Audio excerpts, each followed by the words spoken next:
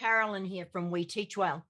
And today we're going to be looking into the issue of the digital divide and how it impacts parents and students in more rural and remote communities. Before we begin, I would like to acknowledge the traditional custodians of the land on which I work, the Yalukut Weelam clan of the Boonwurrung, and pay my respects to their elders, past and present. We also acknowledge the traditional custodians of the lands on which our two guests work, and we acknowledge and uphold their continuing relationship to this land. Last year, we talked about what we were learning in relation to students and their access to education technology. We talked about the surprise shown by some when they discovered that not all young people were tech natives with devices. And we talked about the ramifications this will have globally and locally. When people assume that every school student is tech savvy when they're not, we're maintaining a system that sets many young people up to fail. It can have a significant effect on their work opportunities and their ability to navigate an increasingly virtual society. As always, students and families in areas of low socio-economic status fare badly, as do students and families who live in rural and remote areas. Australia is a massive country, with the majority of the population living around the edges. Unlike Europeans in America who set out to explore and create communities inland, Australia's explorers more often died for their efforts. It strikes me that when I talk about rural and remote in relation to Australia, there is a much greater gap than may be found in other countries. So today we're talking to two educators who have experience in both rural and remote communities. First, we will chat with Emma Endicott. She's a public secondary teacher in Victoria who spent the last 18 months in a rural community. And then we will be talking to Catherine Newington, the education lead at ACS, Australian Computer Society, the professional association for Australia's ICT sector. Catherine has a master's degree in digital technologies in education, and her job is creating resources to help teachers implement the digital technology curriculum nationally. We had hoped to connect with a wonderful Aboriginal educator who works with remote communities. The difficulty in getting that to work highlights the problems that we are talking about today. So first of all, Emma, can you talk to us about your experience last year and earlier this year of the access to technology in the context you were in rural Victoria? Yes, so I was teaching in rural Victoria. I started my graduate year there. I had 8 weeks of teaching experience, and then we went into our first lockdown. So it was a bit of a awakening to me, a very quick transition from traditional teaching to remote teaching, which no one had done at that stage. No. And thinking back on my students, then I was in a very rural community, a town of just over 1,000 people, and most of our students lived in the hills. So to say, so lots of students had unreliable internet. I remember I used to have a student that would walk to the top of a hill to access his classes. And he used to tell me when he was going to walk to the top of the hill so that I could send him the work at the same time. So it's just crazy. Like you were saying, in a metropolitan context, I think we assume that everyone has access to internet. There's free Wi-Fi pretty much everywhere. Go to your local shopping centre, there's free Wi-Fi. But in a rural setting, there's no such thing as free Wi-Fi. And a lot of people live off the grid off there with no technology as well. So it was very interesting. Do you think there was some issues or problems that have actually been around for a while, but were just made more visible as a result of the pandemic? Oh, absolutely. I think that there's been massive problems with bridging students to technology for a long time. I think that we think of like Gen Z and these new Gen Alpha now as really tech savvy Yeah. individuals, and I think we have this assumption that they're incredibly tech savvy and they know the online world better than their adult counterparts, but really they don't. A lot of them, of course, there's a lot of them that are incredible online, but there's also a lot of them that have no idea what they're doing. Yeah. And especially little kids, if we think of little tuckers, like 5-year-olds getting onto Zoom, that's huge. So Yeah. I think that there's a huge bridge between what we assume that they can do technologically and what they actually can. Yep. And this has given people the chance to think about what is actual. And in a little minute or two, we'll move to what maybe we can do to make it better. But looking at the issues, I just can't get the picture out of my head of this child climbing up to the top of a hill to get their schoolwork. Yeah, yeah. Um, it, yeah, it's blows my mind. What issues would you say are systemic and which are more environmental or contextual? And then So systemic ones, which are the idea that in our society we privilege urban over right, rural. cool, great. More money is spent in the urban areas than is spent in rural areas. They're the sort of systemic things. The others are environmental or contextual, is just these problems are tied to just this space. Okay, I will talk about how there's only one Wi-Fi hotspot in all of my rural town. Wow. Yes, there used to be one, and it was only available between 9 and 4. Okay. So yeah, I think that there are problems, obviously, with the system itself. So I think about like urban areas. If you are with Telstra, you can get Wi-Fi from any of their phone booths. In my country town, there was one place that you could get a free internet connection if you did not have your own, and that was only available between 9 to 4 on very certain days, which is not. I don't think that's a great. I don't think that's a great divider and I don't think it's very equitable with a urban society. But yeah. Obviously, funding is a problem. Are there, does the government provide things for rural students that they don't need to provide for urban students? I think that there is a massive funding problem with rural schools, and it's really sad to see it as a teacher who used to work in there. We at my school didn't expect students at the public school to pay a lot of fees, a lot of co-contributing fees, purely because living in a rural area has a lot of unexpected costs. Like, for example, you do have to travel longer distances, so your fuel cost is a lot more. Your food is a lot more expensive, so it costs more to feed your children down there as well. So I think that my school took the approach of not having a lot of fees to subset some of those unexpected rural living costs. But then the government didn't pitch in a lot either. A lot of my buildings were very unsuitable for learning and very unstable environment to teach in. Whereas, now I work at a public school in Melbourne and the students are more looked after. And I guess it also comes with numbers. Rural schools do have less students. So therefore you do have a smaller voice, I guess, when it comes to problems, whereas a public or a private school, which has, larger money, larger number of students, bigger voices, I think that, of course, if there's something wrong, then more voices, more power. Yeah. Were there any private schools down your way? There was one about, they used to take the kids 60 minutes on the bus to get to. Okay. We need to fix this. Clearly, we need to fix this. But we need to find, I think, both systemic and on the ground answers. I guess I'm a bit frustrated with the idea that we need to find strategies or we need to do some more research, because I think, surely we've done enough of that to know that there is a problem and we need action to correct the imbalance. Systemic issues can take a long time to correct, particularly in the context of federation.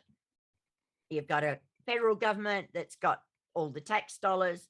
You've got state governments who are in charge of running the education, but not necessarily getting the chunk of the pie that independent schools or schools in a preferred state, for instance, may have access to. What can we do? What can we do to implement now? What could we do you think, um, to start dealing with this?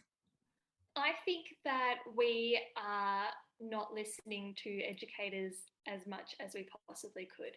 You know, at the end of the day, you can do as many research projects as you like, and you can listen to as many politicians as you like, but why don't we talk to the teachers who have anecdotal evidence, who are there, who are surrounded by it, who see the problems every day, listen to them, and not just listen to them, actually take their voices seriously and actually add weight to their voices. Because I think there can be a lot of shallowness in like coming and asking a rural teacher, like, hey, what do you need? Just to show face and just to be like, hey, yeah, well, look, we're doing something. But I think actually listening and actually actioning. So not only does it show that they are listening to us, but it also shows that we have a voice and our opinion matters. And rural educators do have as big as a say as metropolitan educators. Do you think, I mean, last year, which isn't that long ago, people were suddenly beginning to realize that teachers might actually do things and that they actually might be important and maybe they actually do work quite hard. And people were talking about that.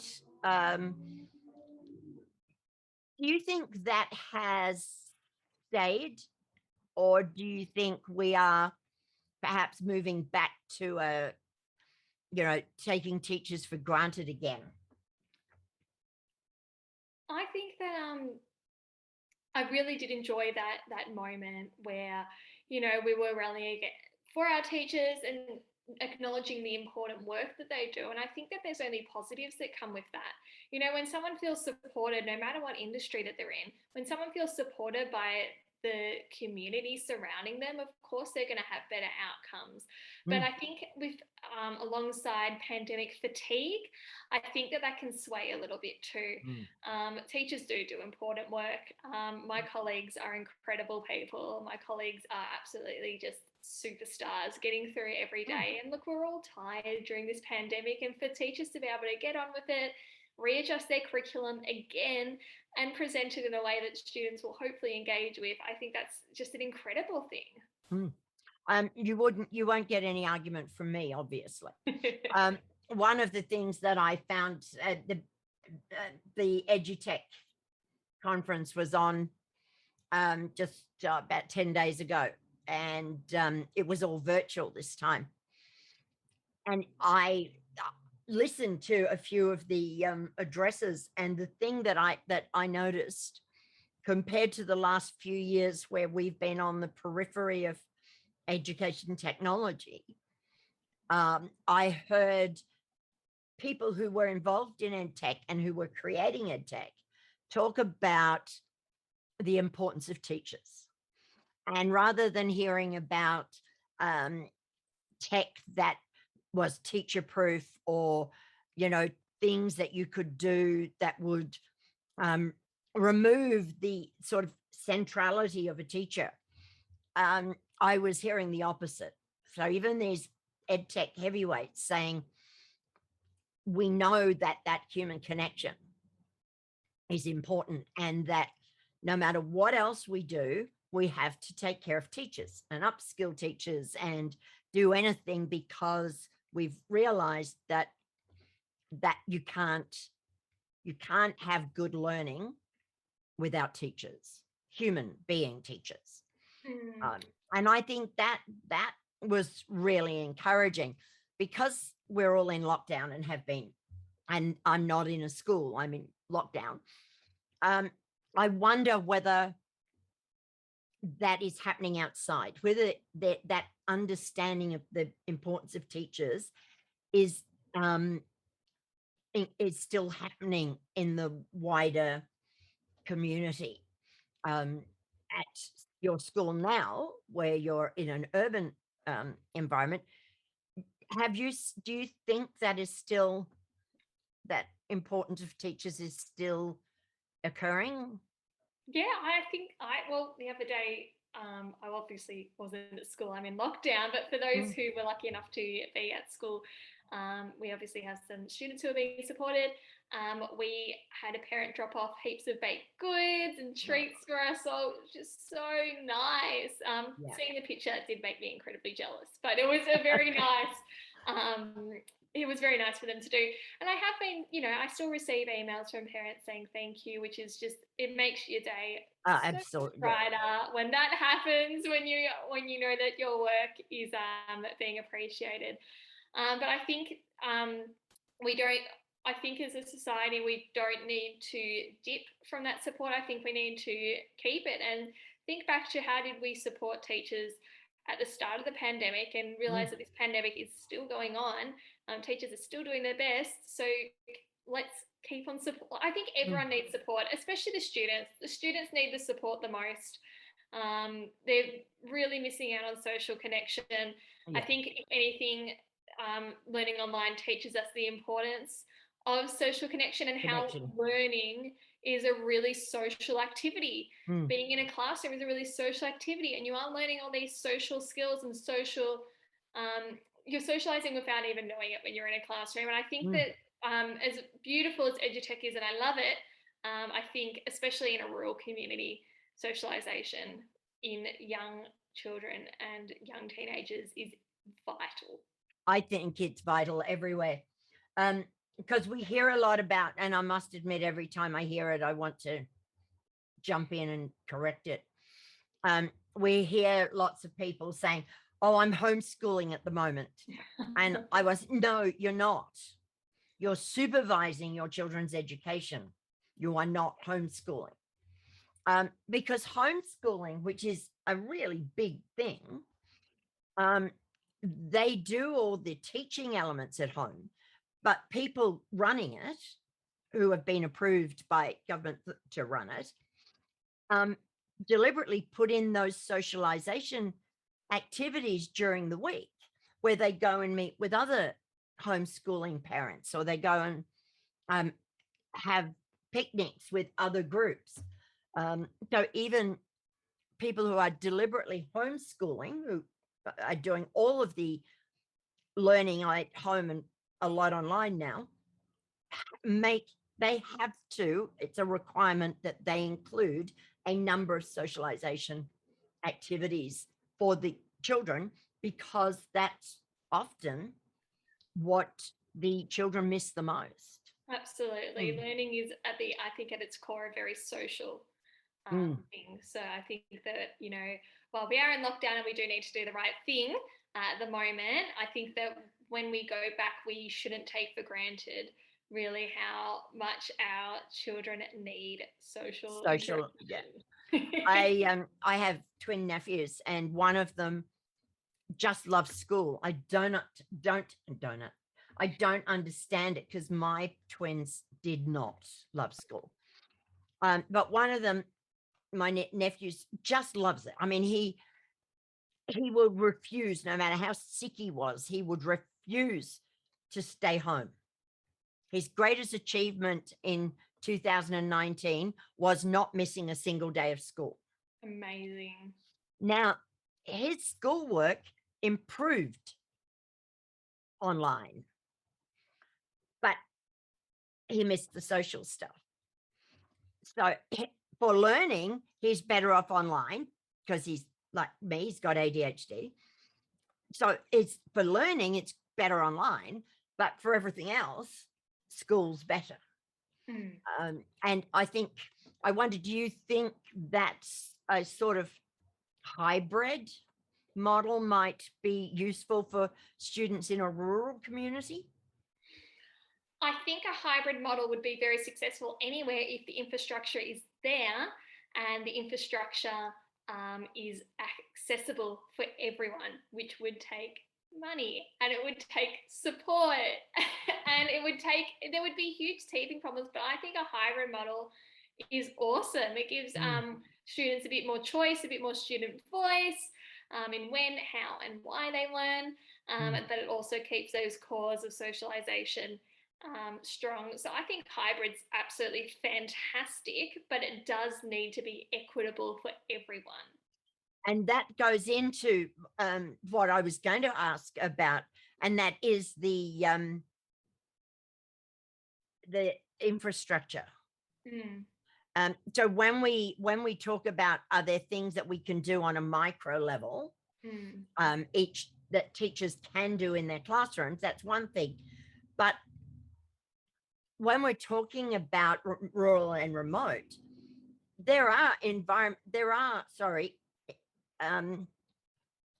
infrastructure things that are required.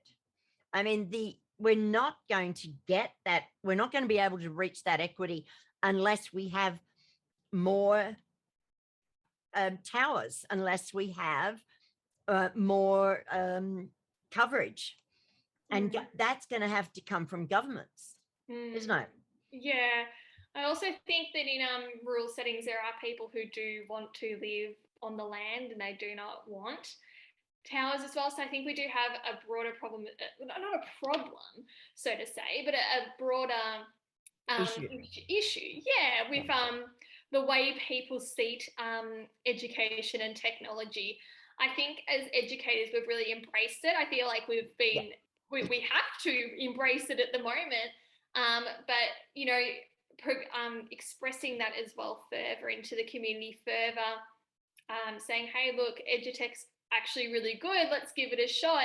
I think we do have to convince the communities that surround children as well. I think teachers get that there is a great value to it, but I think we need to now start promoting it to the broader community as well and saying it's great. That was something I hadn't thought of. So can you, did you have any specific examples of that from last year?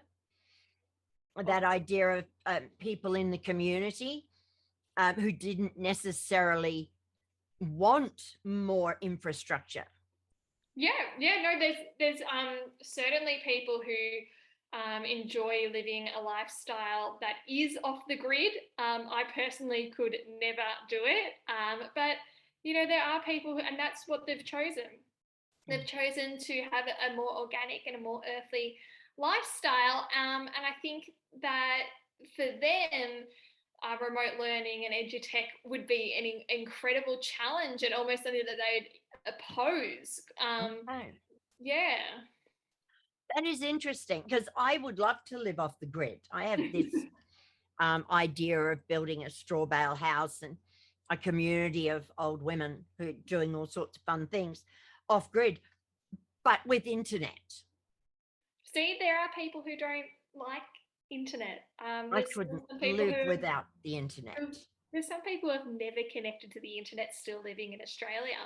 So we have to consider those people as well. Those people will have or might choose to have children as well. Where do they sit in this new learning environment? That's a big question.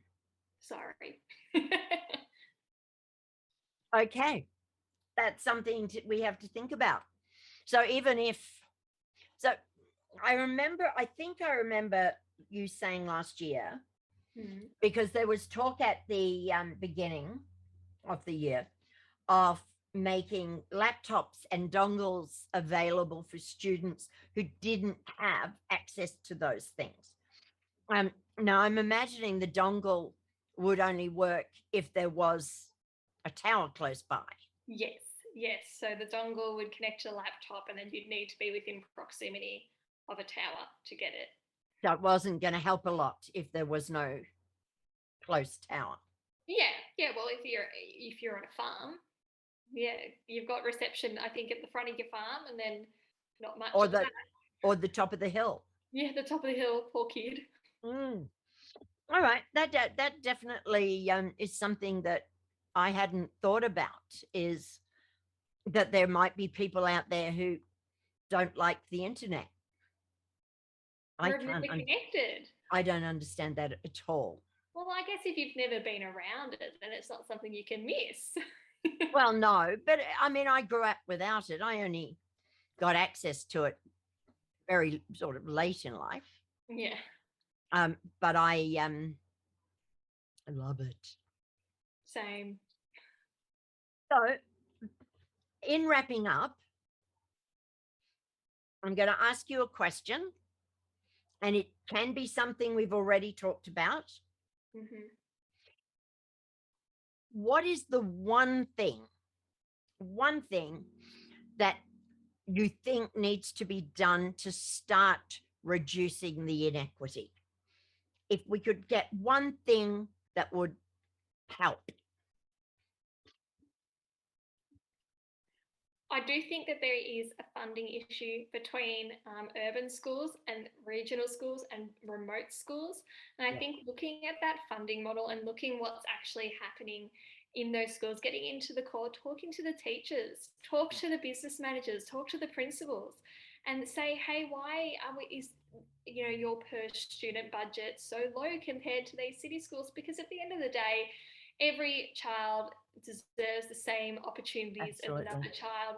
So if we are able to look at ourselves critically and look at the infrastructure around these regional schools and look at the support systems around the schools and harnessing these to make sure that we have the best outcomes for the students, I really don't think there's any wrong in that. Yeah, no, that makes sense. Because it's again a thought that just struck me, um, that rural schools would have lower numbers Yeah, we do and have lower numbers, much and lower. therefore would qualify for less money. Yeah, so funding works per student, so you get That's right. a certain amount per student. So if you're a rural community, ultimately you do have lower numbers, so you're going to get lower funding compared to a city school who purely by catchment will get a lot more students. So of Mm. course there's less money being funneled towards a rural school.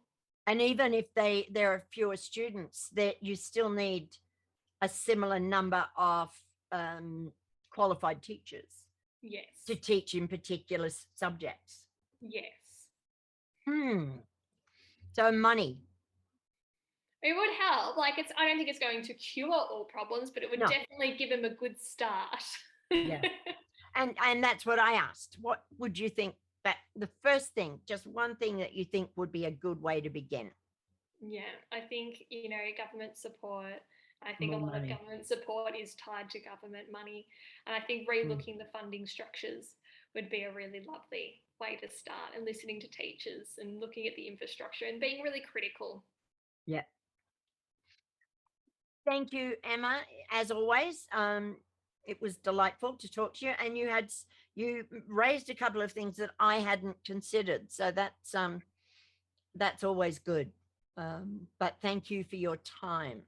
Thanks for having me back.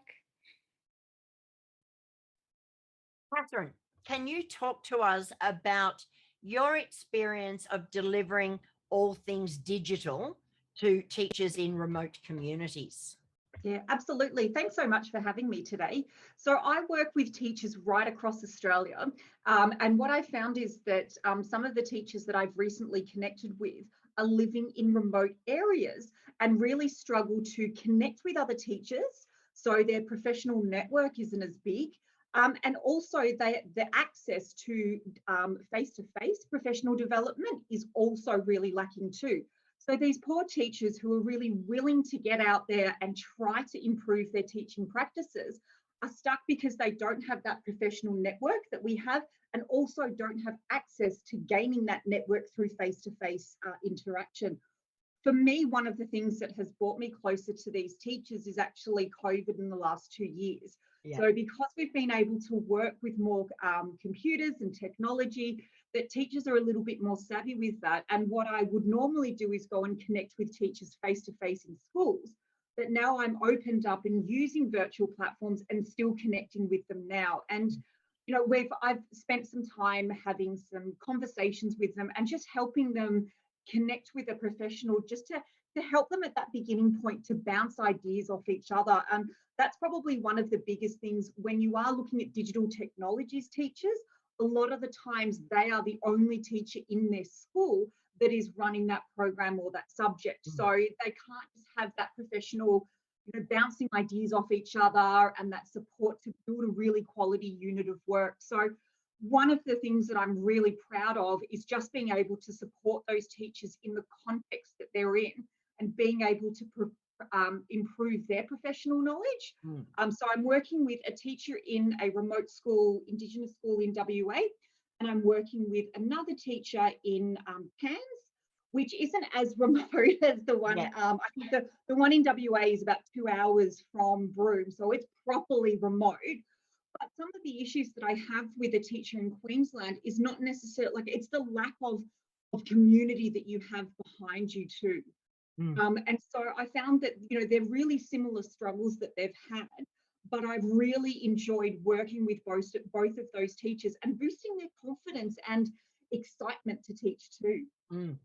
So those teachers in these remote areas, do they have the same access to good internet and good connections? Yeah, just starting off with the actual technology that's available to them. I was quite surprised with that. Actually, yes, they both do have really good connection. And I'm in inner city metro Melbourne, and sometimes my internet plays up more than they do. So I'm really glad to see that, governments and schools and departments are starting to invest in those really remote areas to ensure that we can get our students connected. It's not completely 100% because the gentleman that I work with in Queensland, he has some of his students who are they're boarders at the school, so they live on campus. And when the first wave hit, where we had to go completely back and do the remote learning, he really struggled because some of the communities didn't actually have any internet access. So he was printing off physical, lessons and things like that and sending them through the post. And so, there was even those particular challenges too. But as far as a school goes, what they both have is probably more than what I had in an inner city school in Melbourne a couple of years ago. So, there is things that are starting to happen in some of these remote areas, but I think we've got a lot of catching up to do. Have you found particular remote areas where you just can't get connected? Not yet. So look, and I've only been really connecting with a lot more teachers outside of Victoria over the last couple of months, but I am finding more and more teachers do have access to, teachers just themselves would have access to the internet, and they've got some devices behind them too. So, and talking about the school inland from Broome, it's an Indigenous school you mentioned. It is, yes. So the school has access to good internet and digital. Do the students, when they go home from school? That's a really good question, and I don't know at the moment. So I don't really want to make an assumption on that, but it would be interesting to see what's actually happening in the outer community. So our schools are greatly funded, but if that access stops at school, then what is going to happen when they're trying to do their homework, or we want to do more learning with technology? But it's that point of going, can we continue that learning outside of the physical school environment? Yeah, it's an interesting point, because when I think about this, my very first reaction is, let's have an NBN that is actually an NBN. Let's have a national broadband, network that is actually national and not just an NBN for people for whom it's easy to connect. Yeah, absolutely. I agree with that. And so my thought is that what we need first? Do we need governments to put resources in to make sure that there is a blanket coverage of our country, which is a really big one before you can actually talk about fixing some of the other problems. First, I thought, at least if we could fix that. So obviously funding is an issue. We've seen a consistent growth of public funding to private schools who already have plenty of money, and a corresponding drop to public schools, many of whom don't even have their basic requirements. But is funding such an issue in remote communities? I taught at a school, a boarding school in Queensland for a while, and many of those students, both Indigenous and white students, came from remote properties. And I think the government covered much of their cost. But when they went home, we're talking cattle stations and all the rest of it. Would they, that was 10 years ago, and there was no question that they didn't have access. Yeah, I think one of the things is that, as you mentioned before, getting that infrastructure right, because if you don't have that right infrastructure, you can't go forward. No. But I almost feel like it's probably like a little bit of a two-way street happening, because you need to have the infrastructure because you can't go forward, but you also need to have the right professional development for teachers to be able to understand how to learn with digital technologies, and also passing that knowledge onto the students and that wider community too. Because when you're looking at remote communities, and it's something that's even said in inner city Melbourne too, is that parents and families, those previous generations didn't have the technology but still learned okay. So there's also that shift in mindset that has to happen in the community to then show that there is that value add of education through digital technologies, because you could create an amazing infrastructure, but if you don't have the people that are open to use it, then it's just kind of fall to the wayside. I was really surprised, and I shouldn't be. I keep getting surprised. It's an issue that comes up when I was talking to Emma, who we spoke to before, and I had raised with her the idea of just getting some more towers in and making sure that the internet was available, because she had a student who used to have to climb to the top of the hill once a day to connect to the internet and download the resources. And she pointed out that there are many families out there who are not interested in being connected to the internet. They don't want towers in their town. And so that's another issue that I hadn't considered, in that difference between rural and remote and city. There's almost, there are so many places you can go to and get free Wi-Fi in town. Yeah, absolutely. And I think it's also, there's 2 points that I want to start discussing is the equity versus equality debate. And I think that that's something, especially for remote areas, is going to be very different. So, the needs of inner city people like us is going to be very different. So I think we need to shift away from what everyone should have versus how do we support those who might need a little bit more than us. And it really is just about, as I said, like ensuring that when we roll out programs and digital technologies to other, schools and, those communities that need it more than others, that we provide them with that ongoing support too. So, when we roll out the one laptop for everyone, is that actually right for someone who might have 3 laptops at home, or could that money be better spent putting into a remote community that needs that one-to-one device, but also then putting extra money in to ensure that the parents are on board, the community's on board with it too. Can you speak to the differences in funding in remote communities at all? No, I can't. No. I just wonder. And do you know what it would be? really interesting to see where that funding does go Mm. and how much is going towards it. Because I mean, ultimately, in a let's put our rose-colored glasses on, that we'd want every child to be able to have the right tools to learn. But, To learn. that's yeah. And the right tools to learn in whatever context they're going to have to learn in.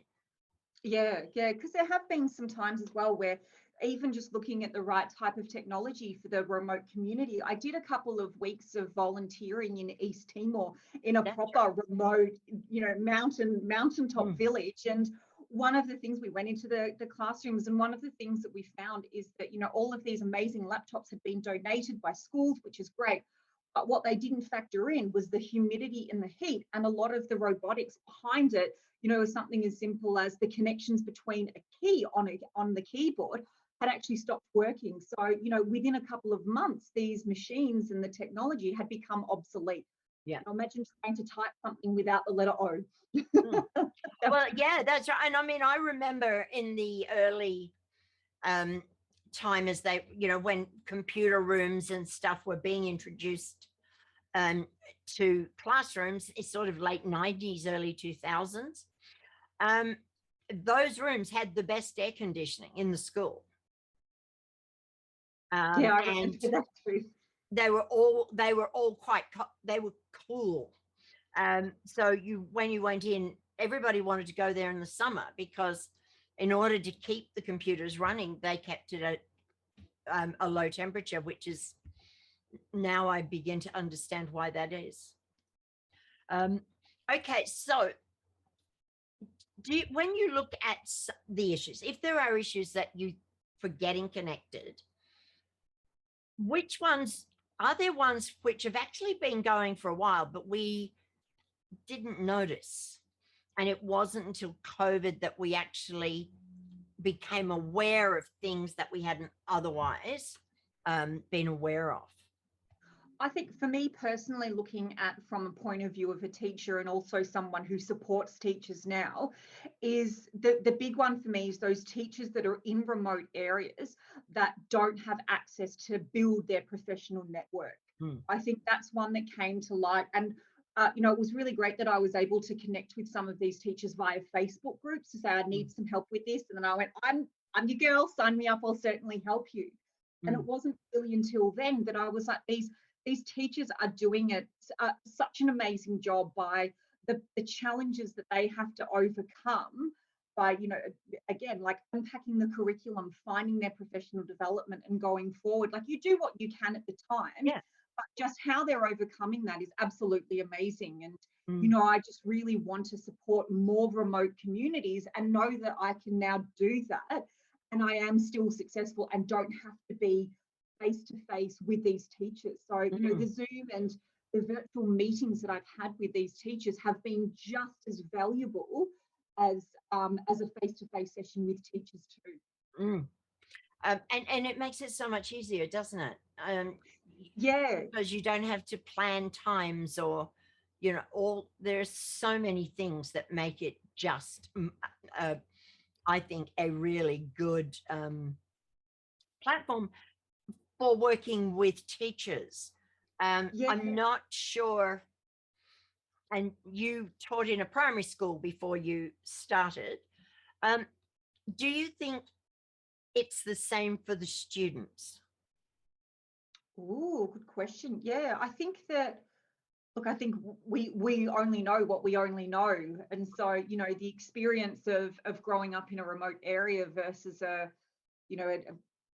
in a city would be starkingly different. But I suppose, it just comes down to, you only know, especially growing up, you only know what you know and what your experience is too. As a primary school teacher, I would always make it known that there would be, people in remote areas, and having that opportunity to go to East Timor and show my little kiddies where people lived and the difference. And, this is the reality of some people's lives. I think just even that awareness is giving them an understanding of what's happening in their world. Yeah, it's a big one. We need to fix this. we need to find both systemic, and I'd like to ask you about that, about systemic inequalities and on the ground answers to these issues. And I think we talked about this last year, and I think we're beyond talking about strategies. We're beyond, let's have another committee meeting to find out what's going on. I think we know what's going on. And I think we need to come up with actions. I think we need to not talk about things so much as actually do some things. But just before we go there, that idea of systemic inequality, is that as apparent in digital education? I think it would be very apparent, and I think the technologies especially over the past 2 years, has highlighted the issues that we have. Yeah. You know, as something as simple as not every school would have the devices to take home to do remote learning. And therefore, you know, if you've only got that school with a bank of laptops, then even that compared to another inner city school that has got access in one-to-one devices, I think the last 2 years has highlighted and brought into the light just how inequality and how different it is in some areas, and especially for those remote areas too, and where they need that support. Yeah, I found it. Again, Emma was saying how, and she was in rural Victoria. Now, Victoria is the smallest state, and a quarter of the country's population live in it, but it's only comparatively relatively small.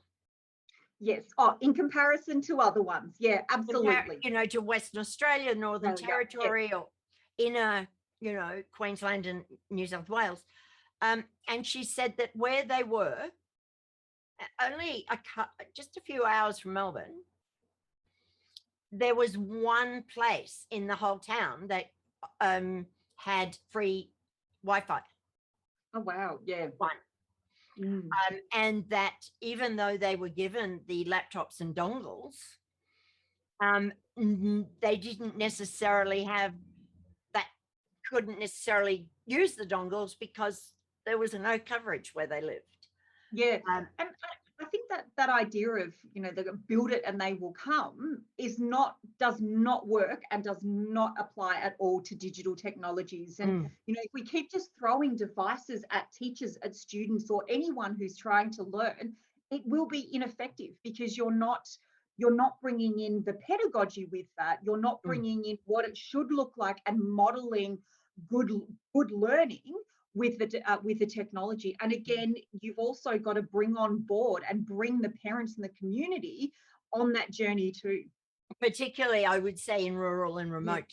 Oh, absolutely, absolutely. I in talking about that, one of the things that I think I have seen when I look at all of this new technology and how schools have got BYODs and all of these others, and you look at there are ICT teachers who teach those classes, but the ICT technology person, not so much. So, you know, you would go into a class and you could spend half the time waiting to try and get a technology person to come and work out why the students couldn't get into their computer or things like that. And it gets back to, I guess it gets back to that funding. If you want to have really good digital work in schools, you don't, one person who spends most of their time putting out bushfires and finding, you know, the rollerballs from inside mice, or, you know, the thing that some students taken. You need to put some money into putting more of those people on the ground. Oh, absolutely. Because, even regardless of where schools are situated, whether it's rural or remote or Mm, even inner city, is that if you don't have those trailblazers and the people there, that ground level that is supporting the full rollout of the technology, then it's just going to be very, very expensive dust collectors. yeah. There's yeah, one thing that I've certainly reflected on in the last couple of years and really have really pride myself on is when I first got the role at ACS 3 years ago. One of the things that I really advocated for is a non-cookie cutter style of a program Mm, where I would just pass it out to teachers and go, here's your cheat sheet to teach the digital technologies curriculum. But instead, I've made it in, and I connect with teachers, I build resources with teachers, I get them to trial it. But one of the very first things that I always say is, how can we help you in the context of your school? mm, Because every school is going to be different. And it opens it up then that when I did start to connect with some remote teachers, it didn't shock me at all. There wasn't it really, it didn't really make much of a difference to the way that I proceeded with the program, because it was almost exactly the same. And it's like, right, mm, you've got this amount of kids, you've got low literacy skills, or you've only got a limited amount of whatever it is. That's okay. We can work with it, because I mm. can't roll out resources and expect teachers to have one-to-one iPads or one-to-one laptops. And so it's always, for me, been about, what does your school have and how can we move the teaching and develop your school skills to help empower the Mm. students. And that's I mean, that what you've just said, of course, is the underpinning that all educators understand, but often nobody else does. No, Is yeah, that idea that every single school is different, every class is different. Your own class can be different from one week to the next. Um, and certainly, you could have 2 year 10 classes that are polar substantially opposite. differently. And this understanding that you need to meet and build pedagogy that works with what the students know or don't know, rather than coming up with these digital products Yes, that could be really that sound as if they'd be really helpful, but there's no one in the school who knows how to use them or teach with them or how to get the students linked into them. yeah. Um, and I would think we need more of those people. We need more understanding of that, because then perhaps people will say, hey, you need to put more money into these areas. Yeah, yeah, absolutely. And I think that, teachers, well, they'll try anything and they'll do it. And I think, yeah, they're just where those gaps are. So teachers can identify where those gaps are. And I'm sure that if we interviewed every single teacher across Australia and even just said, where is it that you need help with and what resources do you need? I'm sure that they'd be able to identify that straight away. Mm, And I was reflecting on some of our conversation just before and talking about the funding. And I think there's a lot of assumptions are made on mm, what teachers need. And I think, yeah, as I said, I think it's, if we gave teachers that opportunity to go, how can we improve your school? Just imagine what those possibilities yeah. would be, rather than being restricted and tunneling that funding to spend it on something in particular, which may not be a highlight of that school. No, and may have issues like the school in Timor where the laptops are fine, but it's too hot and sticky. Yes, And if you yeah, don't take, absolutely. you know, and often we see people talk about, and I mean, let's face it, it's happening again, where people who have no idea are talking about what our curriculum should include and what teachers should do and what schools should provide. Um, and it's a perpetual. Yeah.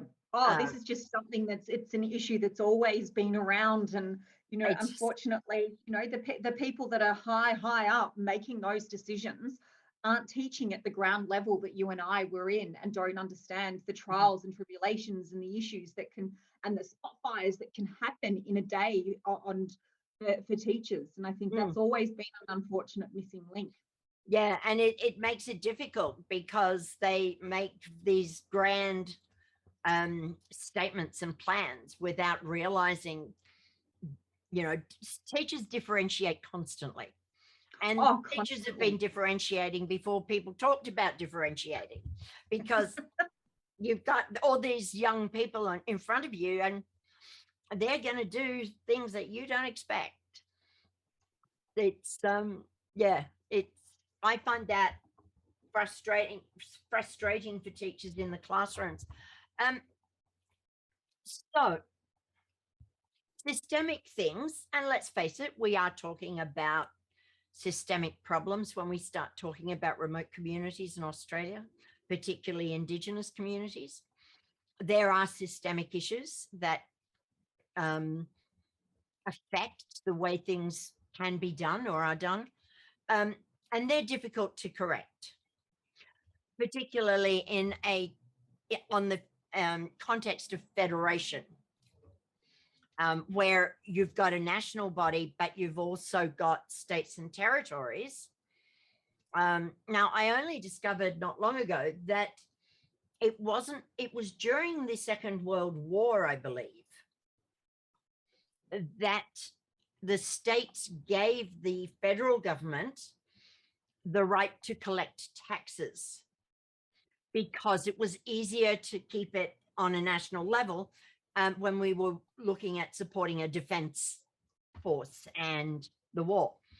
I'm really interested to find out whether they expected that to be a permanent arrangement, but it's become a permanent arrangement, which means that the Commonwealth government are collecting the taxes, which should be paying for all of these things. But the state and territory governments are running the education system in their state, in the K-12 field. And I wonder, how do you get around that? What can we do as educators, as teachers on the ground with what we have? What can we do that will make it better as we fight for the bigger fights of getting those more systemic inequality things out of the way? I think something to support teachers is to open it up to be able to connect with teachers that are outside of your school sector, and almost join together and help build lesson plans and be able to share resources and swap lesson plans and be able to pass on assessment pieces and things like that. I think that would greatly help teachers, because at the moment, a lot of states, you're not allowed to actually share any of the lessons that you create, because the intellectual property is owned by, say, the State Department of Education. So there are many teachers who have been told that they can't share outside of their school the resources and lesson plans that they have created. And, imagine how much better it would be if we opened that up and allowed teachers to share and swap lesson plans. Well, when you look at something like TPT and TES, that's what they're doing. Teachers are having their own shops on those platforms, selling these resources that they're creating. And I think you and I have talked previously about what's going to happen when we start to talk about the legal ramifications of who owns the intellectual property. Because at the moment, technically speaking, is that the school that you work for owns all the lesson plans and resources that you create, because you're creating them. If you create it using devices that you were given in the time of your workspace, then technically speaking, it is owned by the school, and the school decides how you share or don't share those resources. When I first started in my job, I had to do a lot of research around this, because In the UK, they have a program called CAS, which we married the program off, and you've got teachers right around the UK sharing resources, sharing lesson plans, and you can imagine, like, there are thousands and thousands of resources for teachers to use for computer science. So just for the Digitech curriculum, there'd be like, I think they had like over 40,000 resources the last time I checked. We wanted to mirror that, but we couldn't because I had to do some research, because UK is one country, whereas Australia, yes, we're one country. Actually, UK is not. The Scottish in me is saying, no, no, there are four countries. England, the England part, they had to change it for Scotland, Ireland, and Wales. So they started off with the English part of the UK, and then they did have to change things to suit the countries that are found within the UK kingdom. But you know, that's probably then similar to what's happening in Australia, that Australia is one country, but how it operates is state by state. And you know, there are different rules for different states, and I wanted to ensure that I wasn't crossing any of those boundaries. And so the way that I got around that is, rather than the teachers writing all of these lesson plans and resources, I do the hard work, which teachers absolutely love. Imagine having a little PR person writing a unit of work for the term. No problem there. We're in. Yeah, I know. They loved it. One school called me their fairy godmother of planning, because, you know, imagine just having someone write you a unit of work and it pops up in your inbox over your school holiday so you can relax. But I made it that way because of the issues that we have with sharing resources. And it's even at the top level. Yes, you've got your state, but even within your states, you've got your independent schools working separately to your Catholic sectors, to your state sectors too. And so every single sector is closed off. And one of the things that we're going to be doing is creating this community that is not bound by state and not bound by sectors. So, you know, you can meet a teacher in WA in the independent sector and connect with a Tasmanian teacher who's working in the Catholic sector, and just be able to support each other. I keep when that thing about the UK, because, you know, going into that idea of size again of Australia, the United Kingdom, all four of them, can fit into Victoria 2.5 times. Yeah. Oh, wow. Yeah. Yeah. So we are the second smallest state, and yet the whole of the United Kingdom, with millions and millions of people more, can fit 2.5 times into the size of Victoria. So you're starting to then get an idea of just how big. And then when you think we've only got comparatively the very small population, mostly clinging to the edges.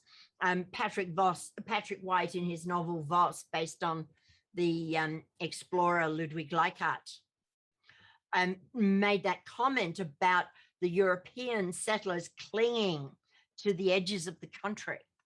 And they look at the inland as this dangerous space, which I find very interesting, because in other countries, they look at the inland as a safe space and the ocean as a threat. We seem to have got it, well, the European Australians seem to have got it round the wrong way.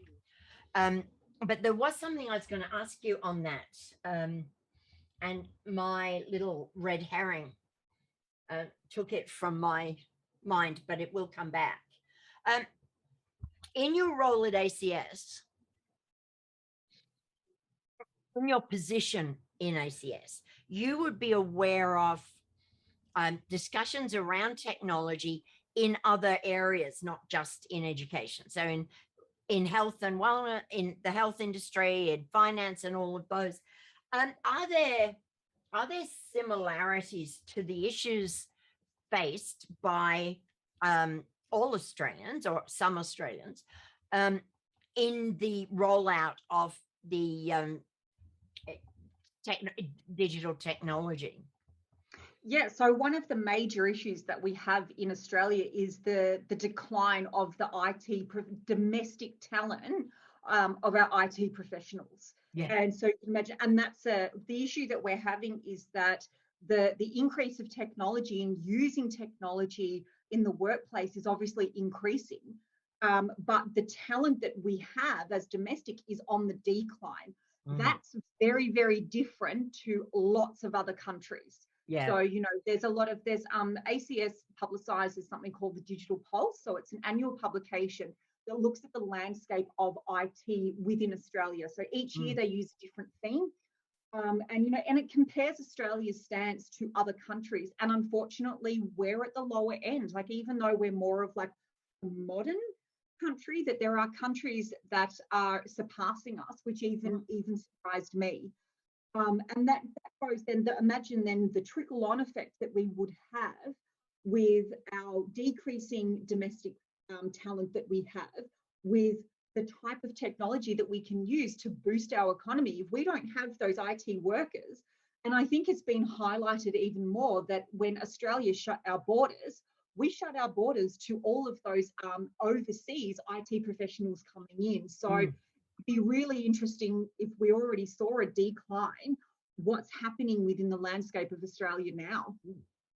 Yeah, I heard them talk about, I read somewhere, and it may have been in the ACS bulletin, about a new sector of visas being offered to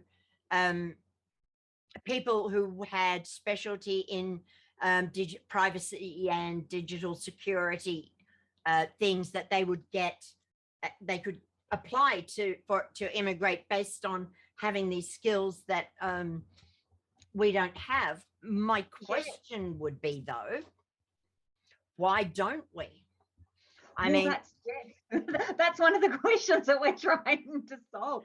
And if that is the case again, then why on earth did the government cut all funding to universities for the last 18 months? Why were our public universities who would train these IT professionals, why were they not given support? Thousands of teachers, because they're not just academics at university anymore. There are actually teachers, and so lots of those teachers were losing their jobs. So how do we fix this problem of declining ICT professionals with cutting off funding? And I think this is where it's such a big issue than what we even think it is too, just by cutting that funding. But if we look at the issue is at the moment, if we work backwards, currently at the top we don't have enough IT domestic talent. We then go back and see that our domestic talent within universities is not there. And if we go back again into high school now, is that we are not getting enough students coming through for that IT talent. And then if we go back a little bit further into primary school, we're seeing then that the students aren't being exposed to that technology and teaching it. So that's kind of where that was one of the major issues that ACS saw. And that's why they chose to create this program to be this advocacy piece to support that long journey that we have. And I know that there are teachers out there that are doing amazing things, and but it's this massive big issue. And I think issues like this, when it does come to education, is that from year one to from 1 year, we're not going to see results. We're never going to see results for a little while. Those little grade sixes that we first started off with, they're probably only in year 9, so they haven't even started to think about an IT career yet. There is a lot more discussion around IT careers, but it's a big issue. It is, and I think too. One, it highlights that thing that we have often talked about, that idea that people judge the success of a school and teachers on the results in this ridiculous test they do at the end of a year or whatever, rather than understanding, which I think educators do understand, is that to judge a school or teacher's efficiency or effectiveness, you have to wait 10 years, Yes. maybe 15. Yes. You're not going to see that. There may be simple results, that super ones that come out, but in a real sense, for the real efficacy, you're going to have to wait. It's not Yes. going to be in the moment. And the other thing that I'm interested in here is, I don't remember what class I was in, early secondary, maybe. Why I thought this would be interesting, I don't know. But I remember telling a teacher that I wanted to be a computer programmer. And she told me that she couldn't think of anything more boring. And I didn't think that was boring. But I have to say, one of my sons took ICT at high school and gave it up because he said it was the most boring subject he had ever done. And it shouldn't be. No. Oh, I see ICT like as an opportunity for problem solving. Like you look at how much technology is used in society now and how many problem solving that we're doing just with it in an everyday society. We need to bring that into the classroom. So I look at ICT as an opportunity to problem solve, to look at what's happening in society and have that real world relevance to it. But giving students the opportunity to be creative with those solutions that just happen to be using digital technology to solve that problem. And I think that a lot of the units of work and material that I create is more about that student-driven project rather than click this button, do this, and just reading instructions. Following instructions to code is not going to entice people to continue on with ICT. But if we gave them that opportunity to experiment, to just have a play around with things, and to look at that technology, the digital technologies curriculum, as a potential of helping the common good, I think you would see massive changes. And that's something that I try and advocate for. Yeah, it's I see a fair bit being done in some really interesting stuff teachers are doing in primary school.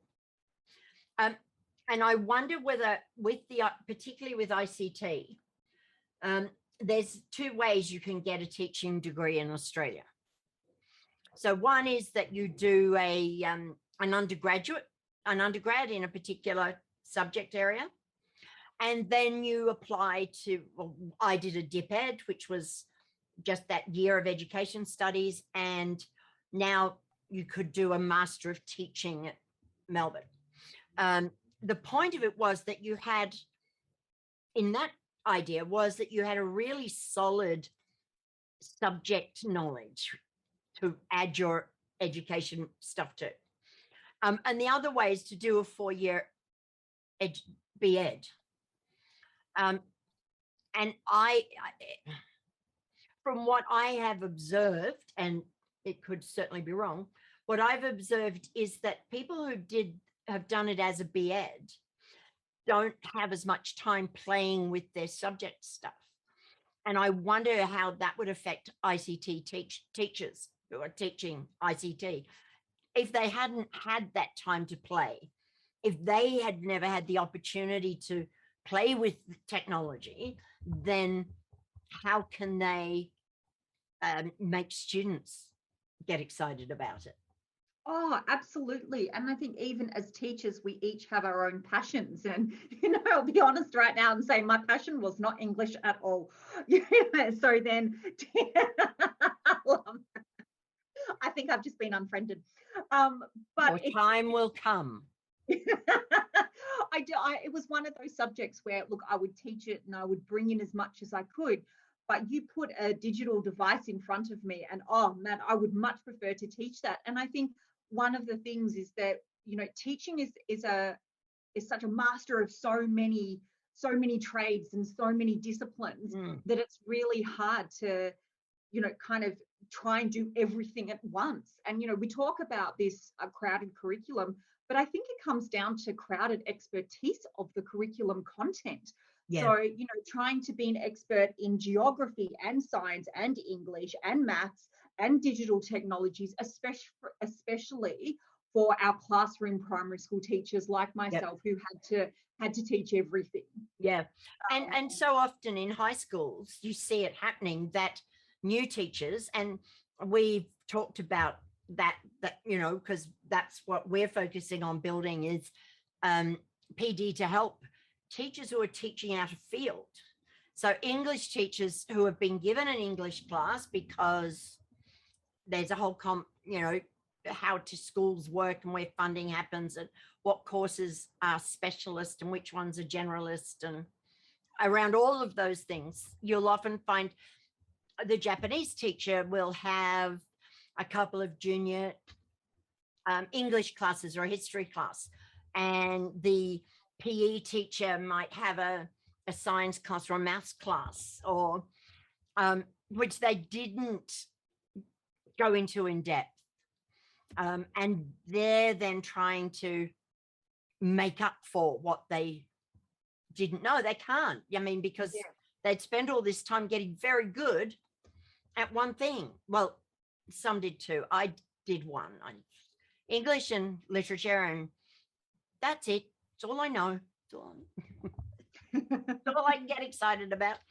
Well, I do get very excited about the digital side. So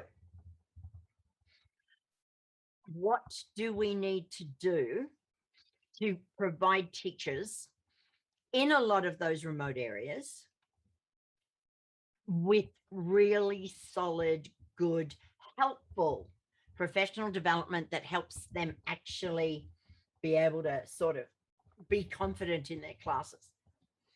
I think we need to be open, not have that cookie cutter program, be open to changing that. I mean, as teachers, you and I both know that, we are experts in being able to modify our teaching practices for our students. Professional development needs to do the same thing for their teachers. We can't just have that one cookie cutter.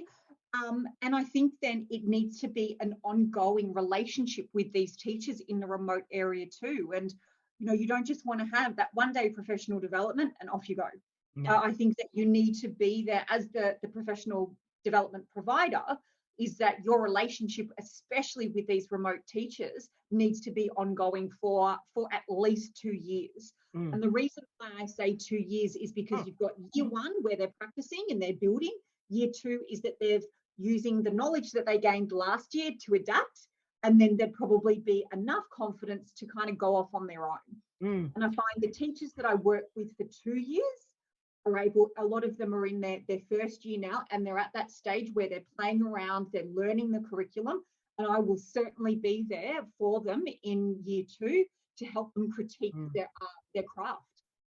But also, I'm imagining what we need to think about and talk to people about in those remote communities is what sort of ongoing professional learning networks do they need? How can we, are there ways we can provide links to groups of teachers with similar issues? I mean, I'm just thinking it's not even just in Australia, but you might find there's a school in the Northern Territory that has similar issues to the school in Timor, or in another country. And I guess one of the things that digital allows us to do is maybe help to connect those teachers in different places to give them those professional learning networks. Yeah, absolutely. So we're in the process of creating a brand new platform for Digitech teachers, and we're creating like discussion and network forums for teachers within this one platform. And I think I need to now create a little area discussion forum for remote teachers. Yeah. And I think we need to Yeah, I think maybe we need to too. I was talking to the group the other night that you were in. We're looking at PD, and this idea of perhaps creating some sort of virtual staff room Yes. that could reach teachers in remote areas, that they could sort of just, when they had the availability, they could, connect and just talk to other teachers. Yeah. Well, Catherine, as always, a huge amount of really valuable insight and information.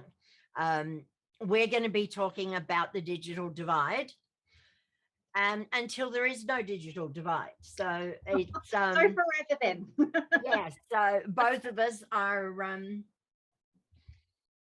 us have a real interest in making sure that students and teachers everywhere have access to the very best materials to learn, to teach and learn.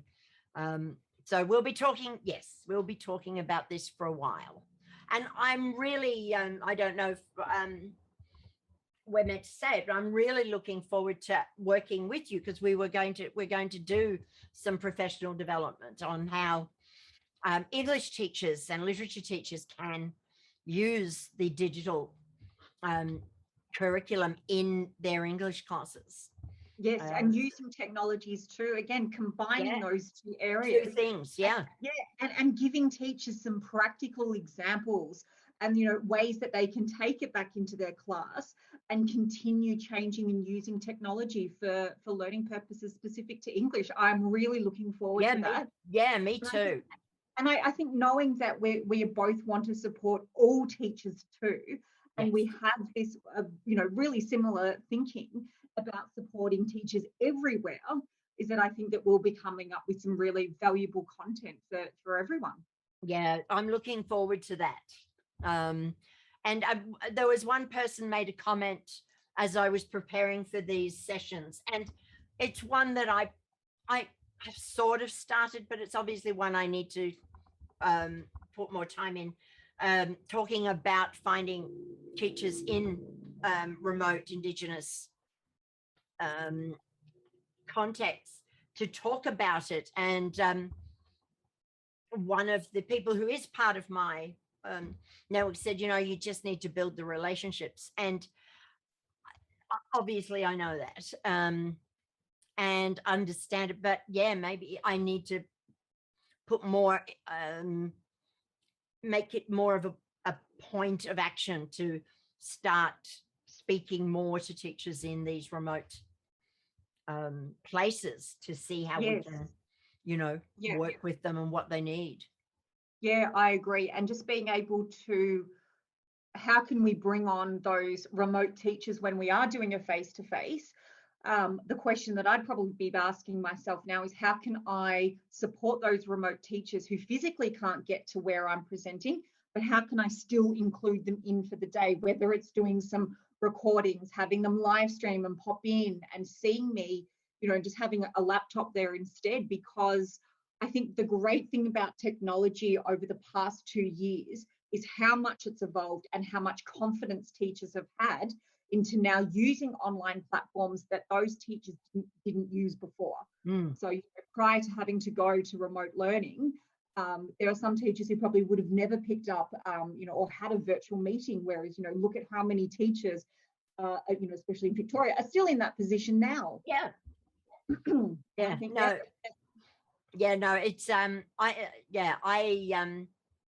I find the potential that the virtual world offers to be super exciting.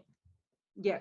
I mean, nothing beats face-to-face, but when you've got these teachers who can't get there face-to-face, what's the next best option for them, I think, is now a question that I'm going to be pondering and trying to answer.